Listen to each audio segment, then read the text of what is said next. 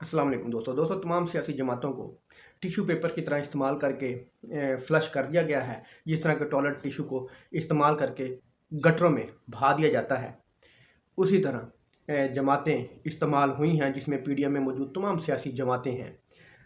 अब उनको झंडी करा दी गई है। जो उनको सुहाने ख्वाब दिखाए गए थे, उन पर पानी फिर चुका है। कुछ लोगों की मीटिंग हुई, कुछ ताजरों की मीटिंग हुई, और उन ताजरों में से कुछ ताजरों ने मीडिया पे आके ये बता दिया कि इस मुल्क में कोई इलेक्शन नहीं होने। ये जो तैयारियां हो रही हैं, ये लंबे अरसे तक चलने की तैयारियां हो रही हैं। ये खबर सुनते ही पीडीएम हवास बाख्ता हुई है। उनको ये पता चला है कि हमें इस्तेमाल करके फेंक दिया गया है।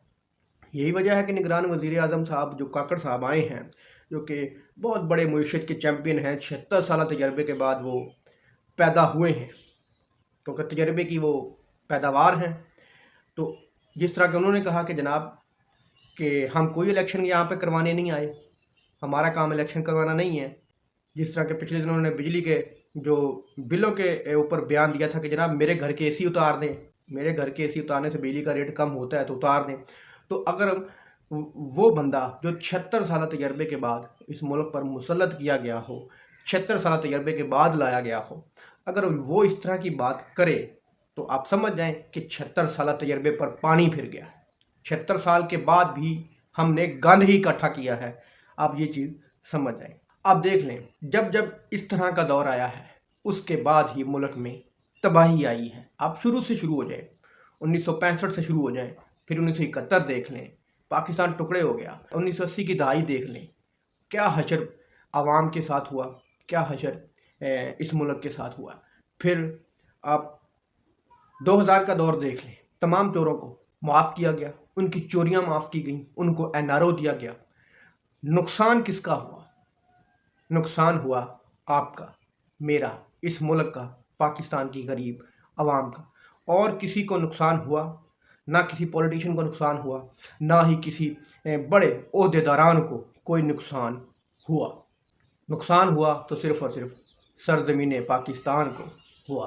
तो दोस्तों, अब भी वही सिचुएशन बनाने की कोशिश की जा रही है जो कि पिछले दौरों में बनाई जा चुकी है। चोरों को माफ़ कर दिया गया है। अब जो पिछले 3-4 दौरों में अलग-अलग काम हुए हैं, एक दौर में आयन टूटा, एक दौर में मुल्क टूटा, एक दौर में अवाम पर जुल्म हुआ। आज के दौर में पिछले तमाम काम आज के ही दौर में ही करने की कोशिश की जा रही है। इसमें अवाम की बर्बादी सोची हुई है, अवाम को चक्की के नीचे पीसने की प्लानिंग की हुई है, मुल्क को कर्ज़ों में डुबोने की प्लानिंग की हुई है। हो सकता है मुल्क को बेचने की प्लानिंग की गई हो सकता है मुल्क को फिर तोड़वाने की प्लानिंग की गई हो। जो कि जीबी में आज हो रहा है, वो मुल्क टूटने के मुतरादिफ ही है। लोग सड़कों पर हैं, लोगों को उनके हक से महरूम रखा जा रहा है, और जो हक के लिए खड़ा होता है उसको सीधी गोलियां मारी जाती हैं। जिस तरह के साबिक वज़ीर आला जीबी, उन पर फायरिंग की गई।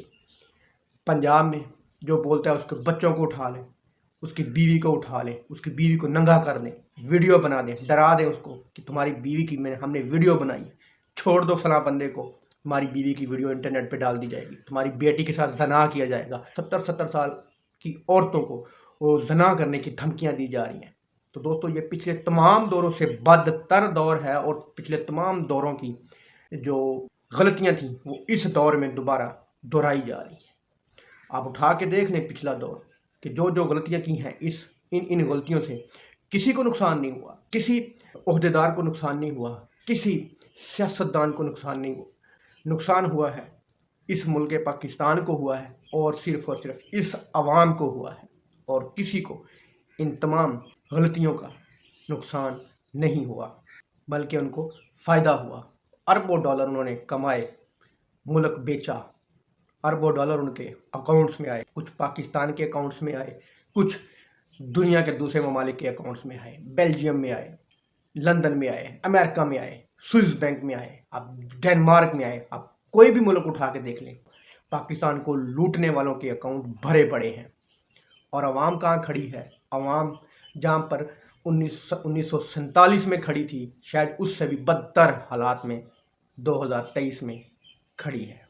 और वही कहा जा रहा है कि हम जो चाहेंगे वो करेंगे, किसी के बाप में हिम्मत नहीं है हमें रोक ले, किसी अदालत में हिम्मत नहीं है हमें रोक ले, किसी आइन में हिम्मत नहीं है हमें रोक ले। आपका आइन वो हमारे जूते की नोक पर पड़ा है। आल पाकिस्तान वकला ने सदर को ये हदायत दी है, बल्कि हुक्म दिया है कि जनाब आप किसी के पाबंद नहीं हैं, आपके पास हिम्मत है, ताकत है, ओहदा है, इलेक्शन का ऐलान करें, वरना मीडिया पे आके ये बता दें हम भी बिके हुए हैं, हम ये नहीं कर सकते। उन्होंने दो टोक ऐलान किया है आल पाकिस्तान वकला ने, और पाकिस्तान बार काउंसिल ने एहतजाज की कॉल दे दी है। अब देखते हैं कि एहतजाज, वकला का एहतजाज क्या 76 साल निज़ाम को बदल सकता है या नहीं बदल सकता। अगर तो अकेले वकला ही निकले तो मेरा ख्याल है कि वकला में इतनी ताकत नहीं है जितनी ताकत आवाम में होती है। अगर वकला के साथ आवाम निकल आई तो हो सकता है कि सिस्टम को कुछ ना कुछ फ़र्क पड़े, वरना वकला के निकलने से कोई फ़र्क नहीं पड़ेगा। आवाम निकले, अपना एहतजाज रिकॉर्ड करवाए, दिखाए दुनिया को कि हमारे साथ ये हो रहा है। आवाम के निकलने का मतलब ये नहीं है कि मुल्क को नुकसान पहुंचाए। मुल्क का गमला भी टूटा तो आवाम को नुकसान होगा, पाकिस्तान को होगा, किसी गद्दार करप्ट बेईमान टोले को नहीं होगा, करप्ट बेईमान सियासतदानों को नहीं होगा, सिर्फ़ और सिर्फ मुल्क को नुकसान होगा। अपना एहतजाज रिकॉर्ड करवाएं, निकलें मुल्क की खातर, पाकिस्तान की खातर।